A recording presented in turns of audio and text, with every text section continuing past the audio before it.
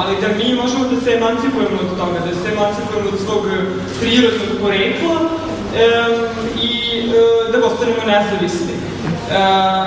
I zaista postoje trenuci u životu kada možemo da pobegnemo od ove dominacije prirodnog, kao što Sofija hoće da se emancipuje od dominacije pisca. Okay. Yes.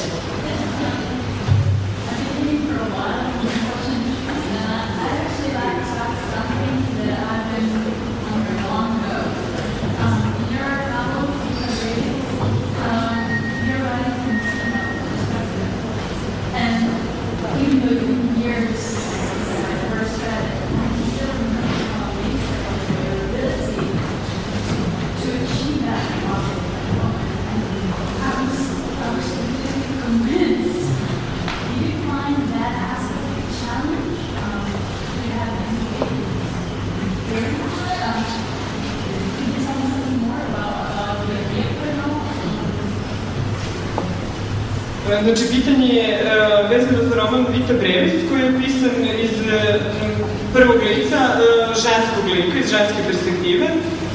I pitanje je bilo kako ste uspeli da postignete toliku ubetljivost lika, da li vam je to bilo izazov, na koji način ste se pripremili za to i kako ste dobili ideju za taj roman? Well, you know, I can give a very brief answer to the question. You know, actually, I'm writing also about children. I try to go into the mind of children. But then I would say that, you know, I don't know how it is to be a man. I don't speak so much about life with men. You know, I am a man, but I don't consider myself first of all a man. I am Justejn. You know, and I never wake up in a bed with a man. I every morning wake up in a bed with a woman, and I don't have intimate contact with men. I don't talk about the real, you know, intimate or sexual or even philosophical questions with men. Okay, sorry. Mentions both sexes. When I was reading your letter, the first thing that occurred to me was why this lady has this kind of approach, a spiritual one, or why this man has this one, specific one. Was it by chance, or was it because you are a man and you were a writer, so you started from your own and then you had to develop the other one, or is it like, I don't know, Thank you. It's a very, very good question. I like that question. Samo da navedemo prvo prethodni odgovor, molim. Znači, kratak odgovor. Ja pišem takođe i o deci, znači ja uvijek sam živim u liku koji pišem, ali prvo što moram da kažem, ja ne znam kako je biti muškarac. Mislim, ja sam muškarac, ali ja sam pre svega Justejn. Ja ne razgovaram o velikim stvarima u životu sa muškarcima. Ja se svakog jutra budim u krevetu pored žene, ne pored muškarca. I najintimniji kontakt koji ja imam je sa svojom ženom. Sa njom pričamo pravim, o esencijalnim, o intimnim, o filozofskim stvarima o kojima ne pričam sa muškarcima. I zbog toga mi je bilo lako da se uživim. A vi ste postavili pitanje vezano za najnoviji roman. Vezano za to zašto je izabrao da muškarac bude racionalan, a žena spiritualno, da li je to zbog toga što ste vi pisac, pa ste vi stavili sebe u taj položaj racionalnog muškarca, ili je to iz nekih drugih razloga? You know, I like your question, and I think they're very, very, very related.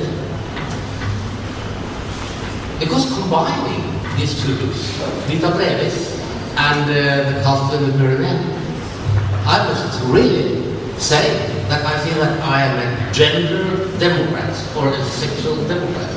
Because in Vita Brevis, the man is the one who is far out and she is down to earth. And in this book, it is the woman who is far out and the man who is down to earth. So, my answer to your question is that, well, probably I gave much of my own position to the man here in this book, but it could be opposite, and it was opposite in Vita Brevis.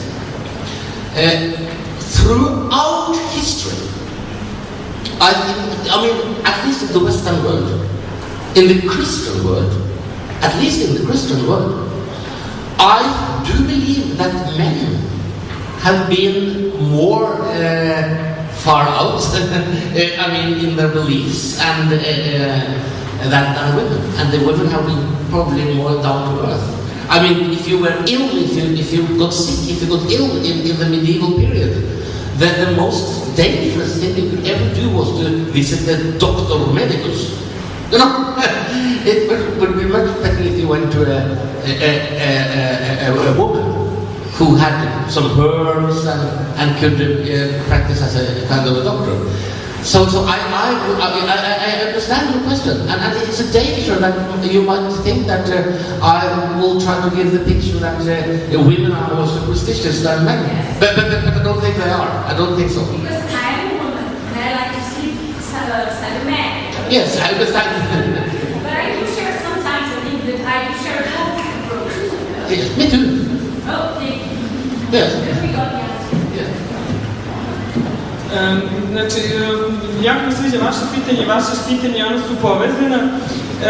I ako čovjek napravi neku kombinaciju ove dve knjige Vita Brevis i Zamak u Pirinejima, onda ćete shvatiti da sam ja polni demokrata, znači za ravnopravnost među polima, jer u Vita Brevis imamo muškarca koji je zanesen svojim verovanjima i žena koja je racionalna, koja je pri zemlji, a u Zamku u Pirinejima obrnuto. Imamo ženu koja je zaneta spiritualnim i muškarca koji je realističan. Tako da, odgovor na vaše pitanje bi bio, verovatno sam ja dao svoju poziciju muškarcu u Zamku u Pirinejima, ali mogao sam da uradim i obrnuto kao što sam uradio u Viti Brevis. I mislim da su u zapadnom hrišćanskom svetu muškarci češće bili ti koji su zaneseni nekim svojim verovanjima, dok su žene češće bile racionalnije. Naprimjer, kad biste se razboleli u srednjem veku, najgora stvar koju biste mogli da uradite je da odete kod doktor medikusa, jer on vam ništa ne bi pomogao, bolje da odete kod žene koja leči, znači ima neke travke koje zaista mogu da vam pomogu. Tako da ne mislim da nisam htjela da dam ovdje neku viziju da su žene spiritualne, da su žene sujeverne. Nije to bila namera. Just one other comment. You know, there is a question I have had so many times everywhere in the world, and that is the question in Sophie's world: why is the main character, the heroine, the protagonista, why is she a girl? And I often say, why not? I also sometimes say that actually in Norway, where I come from, we have only two sexes. So either it had to be a girl or a boy. But then I must also add that in that specific group, different from all the others, Sophia had to be a girl. Because, you know, the word Sophia is a female concept. It means wisdom. And in European tradition, in the old Orthodox Church, it was a strong belief that God had also a female character, the Hagia Sophia, the holy wisdom of God. Even in Greek mythology, the goddess of wisdom, Athena, is a woman. So then, of course, we may speculate why it has wisdom in Europe been considered to be a female characteristic. I don't know, but I do have a theory.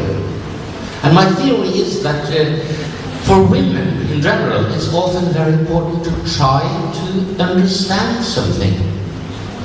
As for men, it's often more important to be understood.